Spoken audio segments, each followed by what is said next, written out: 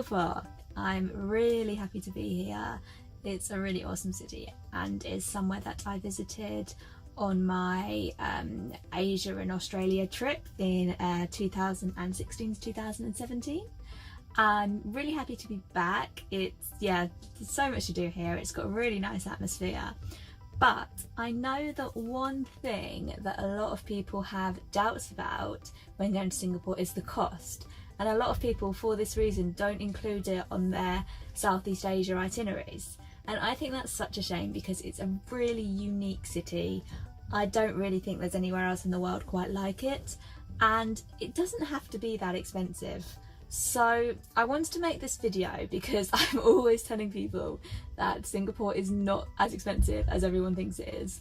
So I thought I would properly record everything and record what I mean by this.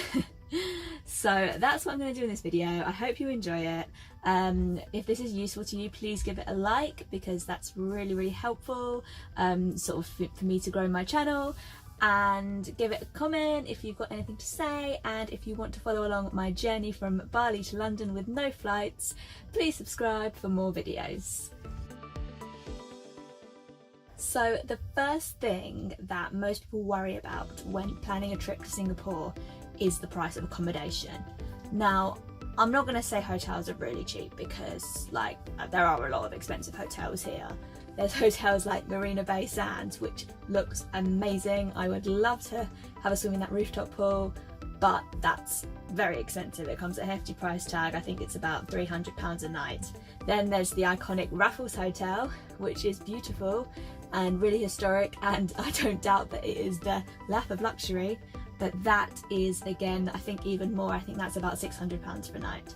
But Singapore is a big city with lots of accommodation options, so there are options. So right now you might have wondered where I am sitting in this weird sort of space capsule. Well, it's a space pod hostel. So I didn't really want to stay in a traditional hostel at the moment, just because I'm a little bit over sharing a dorm room with 8 strangers, but I still kind of have a bit of a hostel budget, so I thought this was a really good compromise. So I get my own pod, and it's like my own very mini room, has its own lighting and everything. I can't see much light at all from the outside. I can't hear that much from the outside. I can hear a little bit, but with earplugs in, it's fine. So it's like having my own space, but it's at the same price as a hostel. It's a little bit more expensive than your casual dorm room, but it's not too bad. So I would highly recommend staying somewhere like this. There are actually lots of capsule hotels in Singapore.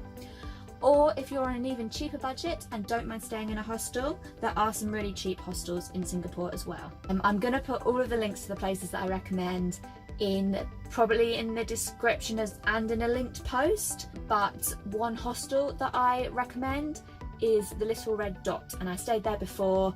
I think it was about £9 for a dorm room for a night, which is about $11–12. And yeah, it was decent. Had free breakfast. It had a nice little social area. The dorms were fine. Yeah, it was pretty good stay. So I'd either recommend staying in a capsule hotel or a hostel if you're traveling in Singapore on a budget. If you do really want your own space, there are some hotel rooms on booking.com for between £40 and £60 per night. I'm going to do a full video about my capsule pod hotel because it's really cool. So yeah, expect that very soon. I'll include a link as well in the description.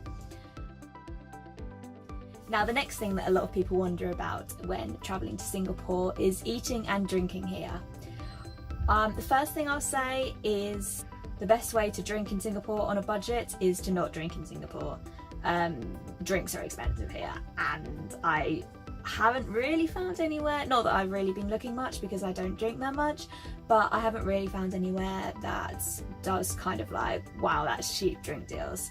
So honestly, I'd recommend just having a few nights off the drink, to be honest. The rest of Southeast Asia is so cheap for beer and things that, yeah, I think it's probably just worth not drinking in Singapore just if you really want to save some money. Obviously, if you have money, have a Singapore sling. I've never actually had one because I've always been in Singapore on a budget, but I've heard that they're really nice and they're the iconic drink of Singapore. There are actually loads of cheap places to eat in Singapore, you've just got to know where to look. The hawker centres are famous for having good food at cheap prices. They're generally a collection of different food stalls, kind of like street food style, and your food's made there and then and brought out to you. There are also quite a few ones with either vegetarian or vegan options, or vegetarian or vegan only food stalls. Being vegan is very easy in Singapore. As well as the hawker centres, there are also lots of food courts in Singapore's many malls. These are really good for cheap food. It's not the kind of fast food in the food courts you get in the UK or the States, for instance. It's not like there's no McDonald's or anything like that. It's good, independently run food stands. They normally serve up food from different places in Asia. It's always really delicious, so I highly recommend eating there as well. It's not the best atmosphere because you're kind of in the middle of a mall, obviously, but they are really good for cheap eats. There are also quite a lot of places to eat for cheap around Little India and Chinatown. For example, I got a huge dosa and all the dips for like, I think it was $2.50. And there's plenty of places in Chinatown where you can get dumplings and things like that for very cheap prices. I'll include some of the clips from some of the places that I've been eating now. This whole plate of food was $6 and it's just a buffet of a load of random things, but it's like this vegan food in Chinatown. So all vegan, all delicious, and I'm sure it'll fill me up for a while. So I have all of this and I couldn't resist it and got some spring rolls as well. So I'm gonna eat well. So this huge plate of food cost me $7.50, which is about just over £5. Not bad. In Singapore, there are actually loads of things that you can do in Singapore for free, for completely nothing. So one of my favourite things to do in Singapore is to just walk around. There's so many different neighbourhoods, each neighbourhood has its own different character, so I'd highly recommend that. So it is completely free to enter most of the mosques and temples that are in Singapore.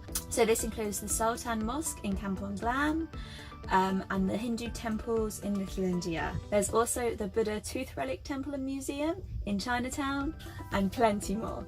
The botanical gardens are free to enter, apart from one part, the Orchid Garden. This only costs $5 though and is well worth it. And the gardens by the bay are the sort of iconic parts of Singapore with the huge super trees, and they are also completely free to see. It does cost to ascend one of them and look at the view, but walking down amongst the trees is completely free. Singapore has some great museums. None of these are free to enter, but they don't cost too much. So there's the Indian Heritage Centre and the Malay Heritage Centre. Both of these cost $6, and they are a really good way to see these parts of Singaporean culture. So if you've tried to walk in any other Southeast Asian city, you'll know it's nearly impossible. But this is one of the best budget tips for Singapore, is there's a pavement, there's pavements everywhere. It's so easy to walk. So yeah, I always walk around. Sometimes I get the metro, but you know, it's really easy to walk and it's nice to see the city this way, so there's a top tip for you. So I hope this video has given you some ideas on how to travel Singapore on a budget. I really don't think the city is as expensive as it has a reputation for, especially when you know what to do to travel on the cheap.